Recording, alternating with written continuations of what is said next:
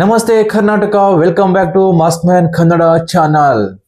Big boss ಇದೀಗ ವೀಕ್ಷಕರಿಗೆ big twist ಕೊಟ್ಟಿದೆ ಅಂತ ಹೇಳ್ಬೋದು. ಯಾಕಂದ್ರೆ ಬಿಗ್ ಬಾಸ್ ಇದೀಗ ಲೈವ್ ನಿಲ್ಲಿಸಿದೆ. ಇದುವರೆಗೂ ಲೈವ್ ಸ್ಟಾಪ್ ಮಾಡಿದ್ದು ಯಾಕೆ ಅನ್ನುವ ಕಾರಣ ಕೂಡ ಇದುವರೆಗೆ ಬಿಗ್ ಬಾಸ್ ವತಿಯಿಂದ ಬಂದಿಲ್ಲ.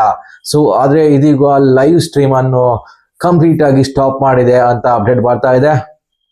ಒಂದ್ ಕಡೆ ನೋಡೋದಾದ್ರೆ ಲೈವ್ ನಿಂತಿದ್ರು ಕೂಡ ವೀಕ್ಷಕರು ಏನಿದ್ದಾರೆ ಯಾರು ವಿನ್ ಆಗ್ತಾರೆ ಅನ್ನೋದು ಕೂಡ ಅವರ ತಲೆಯಲ್ಲಿದೆ. ಬಿಟ್ರೆ ಲೈವ್ ನಿಂತಿದೆ ಅದ್ರ ಬಗ್ಗೆ ಟೆನ್ಷನ್ ಮಾಡ್ಕೊಳ್ತಿಲ್ಲ. ಯಾಕಂದ್ರೆ ಸಂಜೆ 9:00 ಖಂಡಿತವಾಗಿಯೂ ಪ್ರಸಾರವಾಗುತ್ತೆ ಬಿಗ್ ಬಾಸ್. ಆದ್ರೆ ಲೈವ್ ನಲ್ಲಿ ನೋಡುವವರಿಗೆ ಇದು ಕೊಂಚ ಮಟ್ಟಿನ ತೊಂದರೆಯನ್ನು ಉಂಟು ಮಾಡ್ತದೆ ಅಂತ ಹೇಳ್ಬೋದು. ಯಾಕಂದ್ರೆ ಲೈವ್ ನಲ್ಲೇ ಕೆಲವರು ನೋಡ್ತಾ ಇದ್ರು ಇಡೀ ದಿನ ಆಗುವಂತಹ ಬಿಗ್ ಬಾಸ್ ನ ಆಗು ಹೋಗುಗಳು ಅಥವಾ ಚಟುವಟಿಕೆಗಳು ಅಥವಾ ಕಾಮಿಡಿಗಳು ಇಂಥದ್ದನ್ನು ಲೈವ್ ನಲ್ಲಿ ನೋಡ್ತಾ ಇದ್ರು. ಕೆಲವೊಂದನ್ನ ಟಿವಿನಲ್ಲಿ ತೋರಿಸೋದಿಲ್ಲ, ಆದ್ರೆ ಲೈವ್ ನಲ್ಲಿ ತೋರಿಸ್ತಾ ಇದ್ರು. ಅದನ್ನ ಜನ ಮಿಸ್ ಮಾಡ್ಕೊಳ್ಳೋದಂತೂ ಗ್ಯಾರಂಟಿ ಆಗಿರ್ತದೆ. ಜಿಯೋ ಹಾಟ್ಸ್ಟಾರ್ ಏನಿದೆ ಸತತ 108 ದಿನಗಳಿಂದ ಲೈವ್ ತೋರಿಸ್ತಾ ಇತ್ತು ಈ ಬಿಗ್ ಬಾಸ್ ಶೋನನ್ನು.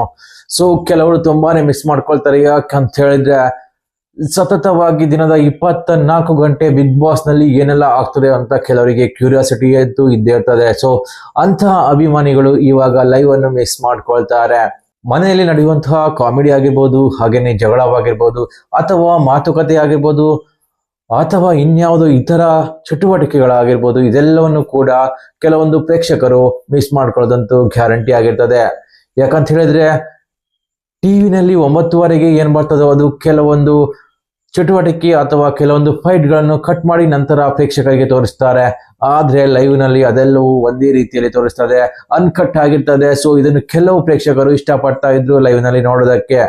ಲೈವ್ ನಲ್ಲಿ ನೋಡಿದ್ರೆ ಗೊತ್ತಾಗ್ತದೆ ಯಾವ ಪ್ಲೇಯರ್ ಯಾವ ರೀತಿ ಆಡ್ತಾ ಇದ್ದಾರೆ ಅನ್ನೋದು, ಯಾವ ಸ್ಪರ್ಧಿ ಯಾವ ರೀತಿ ಆಡ್ತಾ ಇದ್ದಾರೆ ಅನ್ನೋದು ಕೂಡ ಪ್ರೇಕ್ಷಕರಿಗೆ ಗೊತ್ತಾಗ್ತಾ ಇತ್ತು. ಆದರೆ ಇವಾಗ ಅದು ಕಂಪ್ಲೀಟ್ ಆಗಿ ಬಂದಾಗಿದೆ.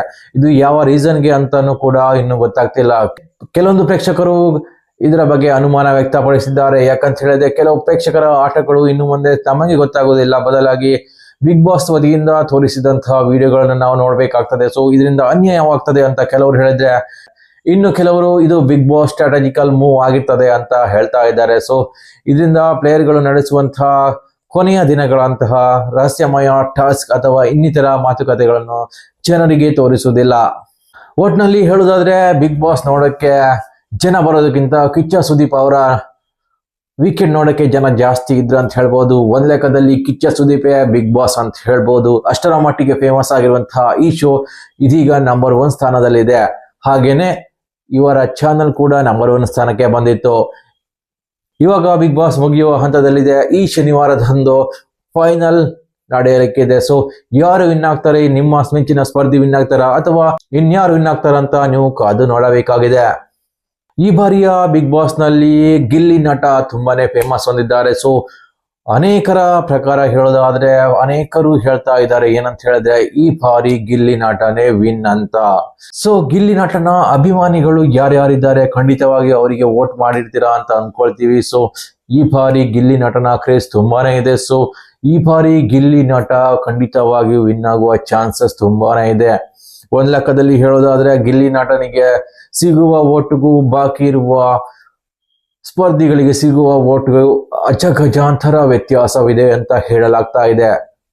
ಇನ್ನು ಒಂದು ಮಾಹಿತಿಯ ಪ್ರಕಾರ ಗಿಲ್ಲಿ ನಟನನ್ನು ಈ ಬಾರಿ ವಿನ್ ಮಾಡಿಸುವುದು ತುಂಬಾನೇ ಡೌಟ್ ಅನಿಸ್ತಾ ಇದೆ ಅಂತ ಹೇಳ್ತಾ ಇದ್ದಾರೆ. ಯಾಕಂದ್ರೆ ಕೆಲ ದಿನಗಳ ಹಿಂದೆ ಗಿಲ್ಲಿ ನಟನನ್ನು ತೋರಿಸಿದ್ದು ಅಥವಾ ಗಿಲ್ಲಿ ನಟನ ಆಟದ ವೈಖರಿಯು ಬದಲಾಗಿದ್ದು ಇದೆಲ್ಲದಕ್ಕೂ ಕೂಡ ಅನುಮಾನ ಉಂಟು ಮಾಡಿದೆ ಅಂತ ಹೇಳ್ಬಹುದು.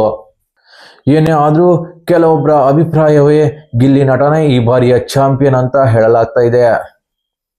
ಇನ್ನು ಗಿಲ್ಲಿ ನಟನನ್ನು ಬಿಟ್ರೆ ಉಳಿದಂತೆ ರಕ್ಷಿತಾ ಶೆಟ್ಟಿ, ಮಂಗಳೂರಿನ ಹುಡುಗಿ ಈ ಬಾರಿ ರನ್ನರ್ ಅಪ್ ಆಗುವ ಎಲ್ಲ ಲಕ್ಷಣಗಳು ಕಂಡು ಬಂದಿದೆ ಅಂತ ಹೇಳಲಾಗ್ತಿದೆ. ಅದು ಬಿಟ್ರೆ ಅಶ್ವಿನಿ ಗೌಡ ಟಾಪ್ 3 ಇರ್ಬೋದು ಅಂತ ಕೆಲವರು ಊಹಿಸ್ತಾ ಇದ್ದಾರೆ. ಇನ್ನು ಕೆಲವರ ಅಭಿಪ್ರಾಯದ ಮೇಲೆಗೆ ಕಾವ್ಯ ಶೈವ ಹಾಗೂ ಧನುಷ್ ನಡುವೆ ಪೈಪೋಟಿ ಇರ್ತದೆ, ಅದು 4ನೇ ಸ್ಥಾನಕ್ಕೆ ಅಂತ ಹೇಳ್ತಾರೆ. ಆದ್ರೆ ಇಲ್ಲಿ ರಘುವನ್ನು ಮರಿಲೇಬಾರದು. ದಿ ಜೆಂಟಲ್ಮ್ಯಾನ್ ಅಂತ ಎನಿಸಿಕೊಂಡಿರುವಂತಹ ರಘುನ ಇಲ್ಲಿ ಮರಿಲೇಬಾರದು. ಇದು ವ್ಯಕ್ತಿತ್ವದ ಆಟ ಆಗಿರೋದ್ರಿಂದ ಇಲ್ಲಿ ಒಬ್ಬ ವ್ಯಕ್ತಿಯ ವ್ಯಕ್ತಿತ್ವ ತುಂಬಾನೇ ಮುಖ್ಯ ಆಗಿರ್ತದೆ. ಆ ವ್ಯಕ್ತಿತ್ವದ ಆಟದಲ್ಲಿ ರಘು ಮೇಲೆ ಬರ್ತಾರ ಅಂತ ಕಾದು ನೋಡಬೇಕಾಗಿದೆ. ಆದ್ರೆ ಟಾಪ್ 3 ಅಂತೂ ಖಂಡಿತ ಅಂತ ಹೇಳಲಾಗ್ತಾ ಇದೆ. ಅದು ಗಿಲ್ಲಿ, ರಕ್ಷಿತಾ ಹಾಗೂ ಅಶ್ವಿನಿ ಅವರ ನಡುವೆ ಅಂತ ಹೇಳಲಾಗ್ತಾ ಇದೆ. ಸೊ ಜನ ಯಾರಿಗಾಗಿ ಯಾವ ಕಾರಣಕ್ಕಾಗಿ ವೋಟ್ ಮಾಡಿರ್ತಾರೆ ಅನ್ನೋದು ಕೂಡ ನಮಗೆ ಗೊತ್ತಾಗೋದಿಲ್ಲ. ಯಾಕಂದ್ರೆ ಜನರ ಮನಸ್ಥಿತಿ ಹೇಗೆ ಯಾವಾಗ ಯಾವ ರೀತಿ ಇರ್ತದೆ ಅನ್ನೋದು ಕೂಡ ಯಾರಿಗೂ ಗೊತ್ತಾಗೋದಿಲ್ಲ. ತನ್ನ ಪ್ಲೇಯರ್ ಅನ್ನು ವಿನ್ ಮಾಡಿಸೋದಕ್ಕೋಸ್ಕರ ಅವರು ಯಾವ ಮಟ್ಟಿಗೆ ಬೇಕಾದ್ರೂ ಇಳಿಬಹುದು. ಅದಕ್ಕೆ ಸಾಕ್ಷಿ ಗಿಲ್ಲಿ ನಟರ ಒಂದು ಸಾಕ್ಷಿ ಆಗಿರ್ತದೆ. ಯಾಕಂದ್ರೆ ಸೋಷಿಯಲ್ ಮೀಡಿಯಾದಲ್ಲಿ ಹರಿದಾಡ್ತದೆ ಗಿಲ್ಲಿಯ ಟ್ರೆಂಡ್. ಒಂದು ಚಹಾ ಅಂಗಡಿಯ ಮಾಲೀಕ ಏನಿದ್ದಾರೆ 99 ವೋಟ್ ಗಿಲ್ಲಿಗೆ ಹಾಕಿದ್ರೆ ಅವರಿಗೆ ಒಂದು ಚಹಾ ಫ್ರೀ ಅಂತಾನೆ ಕೊಟ್ಟಿದ್ದಾರೆ. ಇಷ್ಟಲ್ಲೇ ನೀವು ಲೆಕ್ಕ ಹಾಕಬಹುದು ಗಿಲ್ಲಿಯ ಹವಾ ಎಲ್ಲಿಯವರೆಗೆ ಉಂಟು ಅಂತ. ಸೊ ಗಿಲ್ಲಿ ವಿನ್ ಆದ್ರೂ ಆಗ್ಬೋದು, ಯಾರೇ ವಿನ್ ಆದ್ರೂ ಕೂಡ ಇಲ್ಲಿ ವ್ಯಕ್ತಿತ್ವದ ಆಟ ವಿನ್ ಆಗ್ತದೆ. ಸೊ ಕಿಚ್ಚನ ಕೈಯಲ್ಲಿ ಯಾರು ಬಿಗ್ ಬಾಸ್ ನ ಟ್ರೋಫಿ ಪಡ್ಕೊಳ್ತಾರೆ ಅನ್ನೋದಕ್ಕೂ ಕೂಡ ನಾವು ಸಂಡೇವರೆಗೆ ಕಾಯ್ಬೇಕು. ಒಂದ್ ವೇಳೆ ಕಿಚ್ಚನ ಕೈಯಲ್ಲಿ ಟ್ರೋಫಿ ಪಡೆದುಕೊಂಡದ್ದು ಗಿಲ್ಲಿ ಆಗಲಿ, ರಕ್ಷಿತಾ ಆಗಲಿ, ಹಾಗೇನೆ ಅಶ್ವಿನಿ ಆಗಲಿ, ಅಥವಾ ಧನುಷ್ ಆಗಿರ್ಲಿ, ಹಾಗೇನೆ ಮ್ಯೂಟೆಂಟ್ ರಘು ಆಗಿರ್ಲಿ, ಹಾಗೇನೆ ಕಾವ್ಯ ಆಗಿರ್ಲಿ, ಎಲ್ಲರಿಗೂ ಒಳ್ಳೆಯದಾಗ್ಲಿ ಅಂತ ನಾವು ಆಶಿಸೋಣ. ಯಾಕಂದ್ರೆ ಇದು ವ್ಯಕ್ತಿತ್ವದ ಆಟ ಆಗಿರ್ತದೆ. ಸೊ ಯಾರ ವ್ಯಕ್ತಿತ್ವ ಒಳ್ಳೇದನ್ಸುತ್ತೋ ಅವರಿಗೆ ಜನ ಹೆಚ್ಚಿನ ವೋಟ್ ಹಾಕಿರ್ತಾರೆ. ಅದು ಬಿಟ್ಟರೆ ಟಾಸ್ಕ್ ಎಲ್ಲ ಇಲ್ಲಿ ಮ್ಯಾಟ್ರೇ ಆಗಲ್ಲ ಗುರು. ಯಾಕಂತ ಹೇಳಿ ಟಾಸ್ಕ್ ಆಡಿದ್ರೆ ಬಿಗ್ ಬಾಸ್ ನಲ್ಲಿ ಸ್ವಲ್ಪ ಮಟ್ಟಿಗೆ ಸರ್ವೈವ್ ಮಾಡ್ಬೋದು. ಆದರೆ ಜನರ ಮನಸ್ಸನ್ನು ಗೆಲ್ಲಲಿಕ್ಕೆ ಒಬ್ಬ ವ್ಯಕ್ತಿಯ ವ್ಯಕ್ತಿತ್ವನೇ ಮುಖ್ಯ ಆಗಿರ್ತದೆ. ಸೊ ಆ ವ್ಯಕ್ತಿ ಯಾರಾಗ್ತಾರೆ ಅನ್ನೋದನ್ನು ನಾವು ಸಂಡೇಗೆ ನೋಡೋಣ. ಸೊ ಅಲ್ಲಿವರೆಗೂ ಕ್ಷೇಮವಾಗಿರಿ. ಯಾರಿಗಾದ್ರೂ ಈ ಮಾಹಿತಿ ಇಷ್ಟವಾದ್ರೆ ಲೈಕ್ ಮಾಡಿ, ಸಬ್ಸ್ಕ್ರೈಬ್ ಮಾಡಿ. ನಮಸ್ಕಾರ.